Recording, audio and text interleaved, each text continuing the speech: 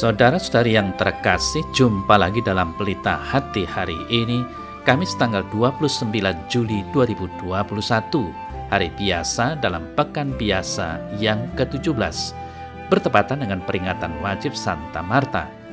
Bersama saya Romo Thomas Suratno SC dari Paroki Cilandak, Jakarta Selatan, mendengar dan merenungkan sabda Tuhan, yakni firman Tuhan yang tersurat dalam Injil Matius, bab atau pasal 13, ayat 47 sampai dengan ayat 53.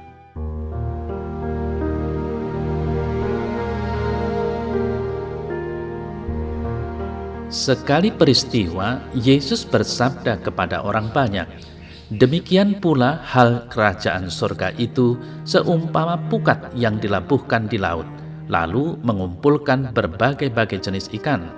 Setelah penuh, pukat itu pun diseret orang ke pantai. Lalu duduklah mereka dan mengumpulkan ikan yang baik ke dalam pasu, dan ikan yang tidak baik mereka buang. Demikianlah juga pada akhir zaman. Malaikat-malaikat akan datang memisahkan orang jahat dari orang benar, lalu mencampakkan orang jahat ke dalam dapur api. Di sanalah akan terdapat ratapan dan gertakan gigi. Mengertikah kamu semuanya itu?" Mereka menjawab, "Ya, kami mengerti." Maka berkatalah Yesus kepada mereka, "Karena itu setiap ahli Taurat yang menerima pelajaran dari hal kerajaan surga itu seumpama tuan rumah yang mengeluarkan harta yang baru dan yang lama dari perbendaharaannya." Setelah Yesus selesai menceritakan perumpamaan-perumpamaan itu, ia pun pergi dari situ.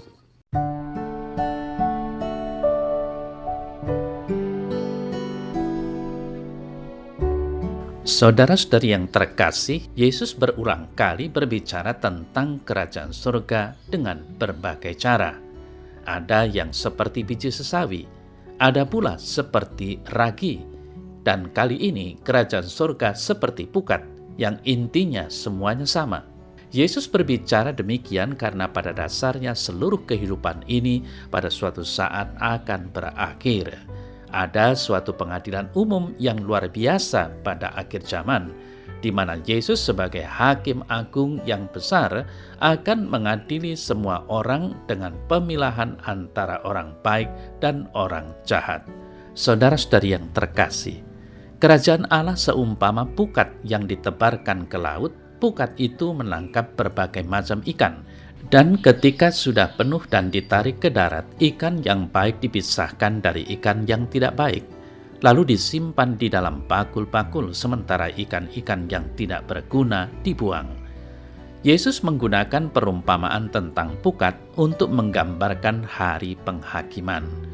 Dia berbicara kepada murid-muridnya yang mengenal bagaimana menangkap dan menyortir ikan. Dia berbicara dengan bahasa mereka sehingga bisa mengkomunikasikan sebuah kebenaran rohani secara efektif. Dan karena itu, Yesus memberikan penafsiran yang singkat tentang perumpamaan ini.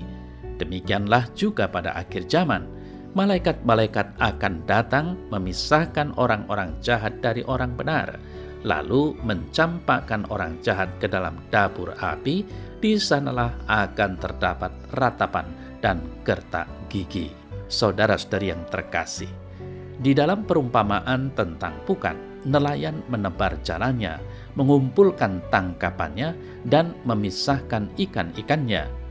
Di dalam penafsirannya adalah ketika akhir zaman penghakiman terakhir, malaikatlah yang datang dan memisahkan orang yang jahat dari orang yang benar. Implikasinya adalah bahwa para nelayan juga termasuk di dalam kumpulan orang banyak yang dipilih oleh malaikat-malaikat. Orang-orang jahat dikeluarkan dari kumpulan orang-orang benar. Saudara-saudari yang terkasih, penghakiman terakhir pada hakikatnya adalah suatu panggilan untuk melakukan pertobatan.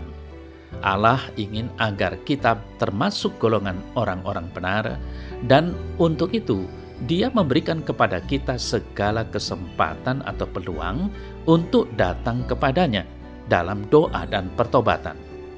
Ia mengutus putranya yang tunggal untuk mati di kayu salib bagi kita, sehingga kita dapat menikmati kehidupan kekal abadi.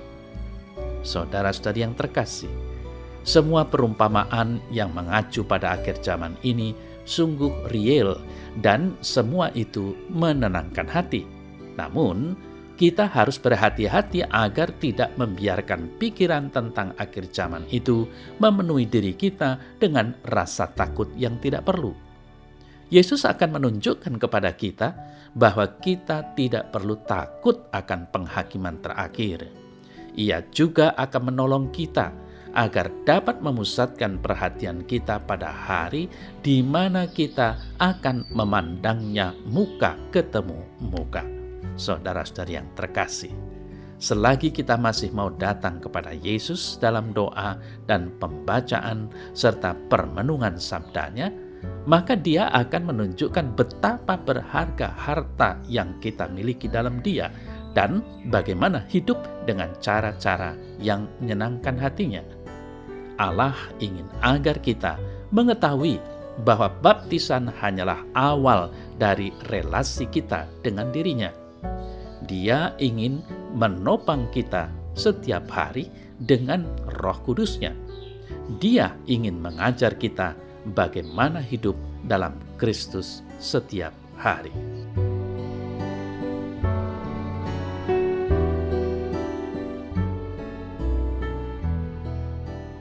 Dalam nama Bapa dan Putra dan Roh Kudus. Amin. Ya Tuhan Yesus, aku ingin dipersatukan dengan Engkau. Usirlah kekhawatiranku tentang kematian dan penghakiman terakhir. Tolonglah aku untuk memusatkan perhatianku pada pesta perjamuan di dalam kerajaan sorga. Sukacita hendaknya mewarnai hidupku, bukan karena kaya harta benda dan uang, tetapi kaya akan kasih-Mu, sehingga aku dapat bersukacita dalam setiap suasana dan kesempatan yang aku alami. Amin. Dalam nama Bapa dan Putra dan Roh Kudus. Amin.